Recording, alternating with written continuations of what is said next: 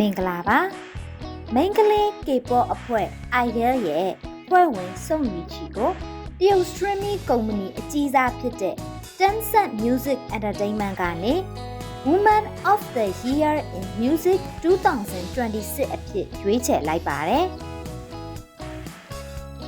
ဒီစုက Chuchu Music, Kuko Music နဲ့ Kuko Music လိုမျိုးနာမည်ကြီး streaming platform တွေမှာကိုယ့်ရဲ့သချင်းတွေ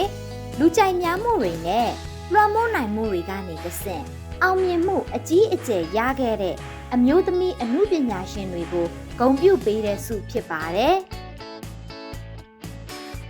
ဒီနှစ်မှာအဖွဲ့လိုက်လှုပ်ရှားမှုတွေရောတကူတော်လှုပ်ရှားမှုတွေမှာပါအောင်မြင်မှုတွေဇက်တိုက်ရခဲ့ပြီးတဲ့နောက်ရွီချီဟာအခုလိုဂုဏ်ပြုခံခဲ့ရတာပါ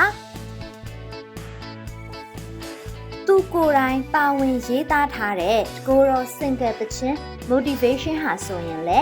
ပရိသတ်တွေကြားမှာတော်တော်လေးလူကြိုက်များခဲ့ပြီးသူ့ရဲ့အဆိုတော့တေးရိပ်စွမ်းရည်တွေကိုပါပို့ပြီးပေါ်လွင်စေခဲ့ပါတယ်